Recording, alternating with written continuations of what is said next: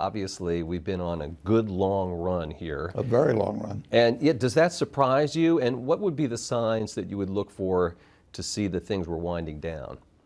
Well, I look at a lot of figures just in connection with our businesses. I like to get numbers. so I'm getting reports in weekly in some businesses. But that doesn't tell me what the economy is going to do 6 months from now or 3 months from now. It tells me what's going on now with our businesses. It really doesn't make any difference in what I do today in terms of buying stocks or buying businesses, what those numbers tell me. They're interesting, but they're not guides to me. If we buy a business, we're going to hold it forever. So we're going to have good years, bad years, in between years, maybe a disastrous year some year. And we care a lot about the price. We do not care about the next 12 months.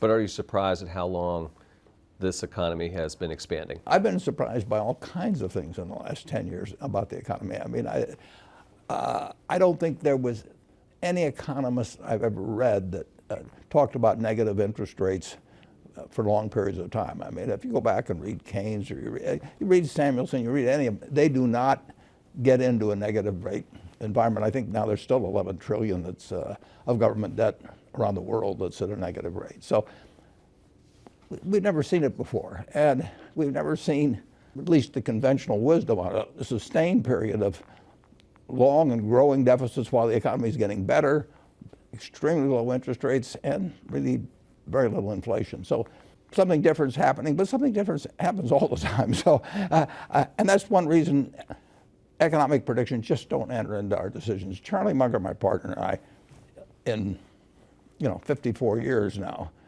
we've never made a decision based on an economic prediction.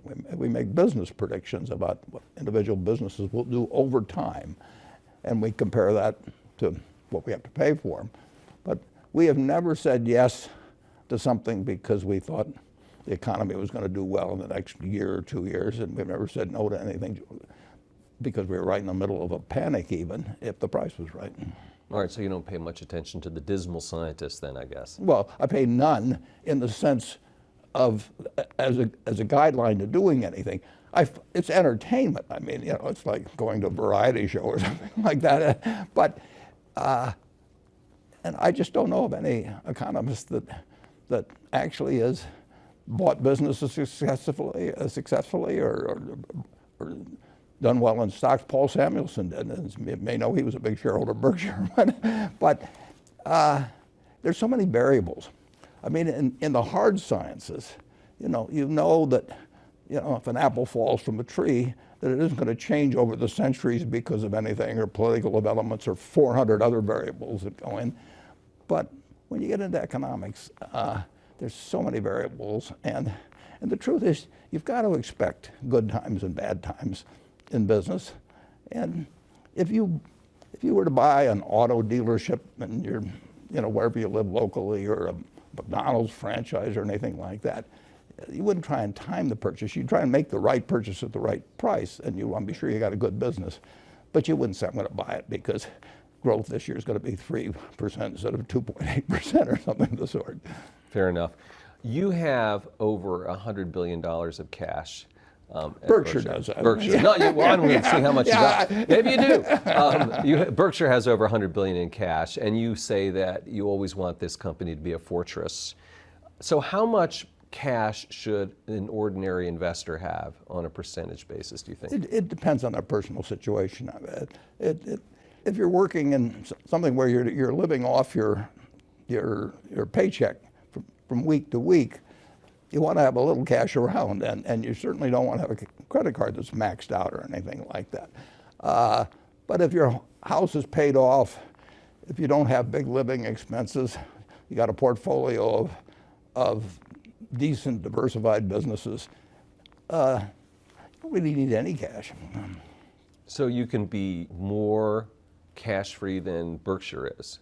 Yeah, I've got responsibility. We've got insurance claims. We could have hurricanes that, would happen. All kinds of things where we might have to pay out billions of dollars. And I've got over 1 million people that own shares that are counting on me to run the place so we get through periods like that. But if I were retired, I had say $1 million portfolio of stocks that was paying me $30,000 a year in dividends or something of the sort, and my children were growing, the house was paid off and everything. But, I wouldn't worry too much about having a lot of cash around. Let's talk a little bit about Apple. Everyone always wants to talk about Apple, right? It's kind of the it stock, it company. You have a $45 billion stake, more or less. How closely do you follow the company? You know, people are concerned they haven't really introduced any new products. Well, if you have to closely follow a company, you shouldn't own it.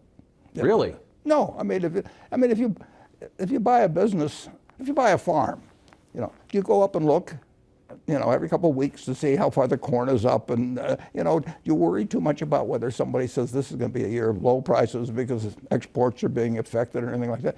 You know, you buy a farm. I've got one farm that I bought in the 1980s, and my son runs it, but I've been there once, you know. I mean, it doesn't grow faster if I go and stare at it. You know, I can't cheer for it, you know. More effort, or something like that.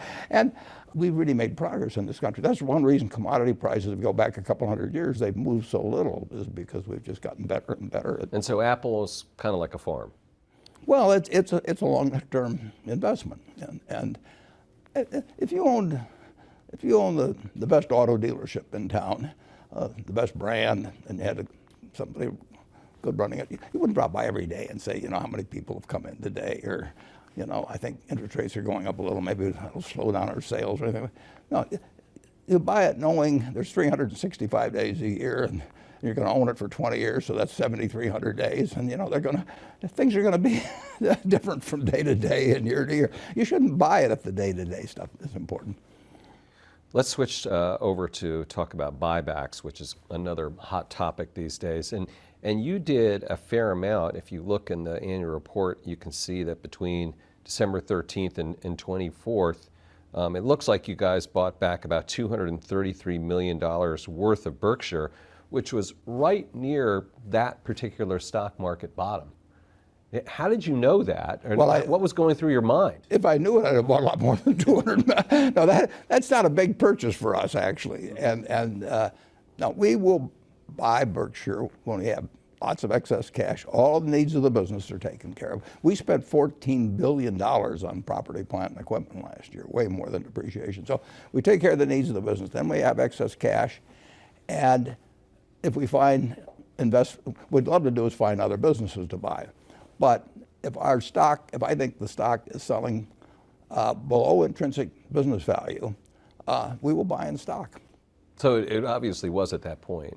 When you're buying dollar bills for 60 or 70 cents, which periodically you get a chance to do in stocks, then you know, assuming you've got the cash, you don't want to ever, you know, get so that some surprise could really take you out in some way.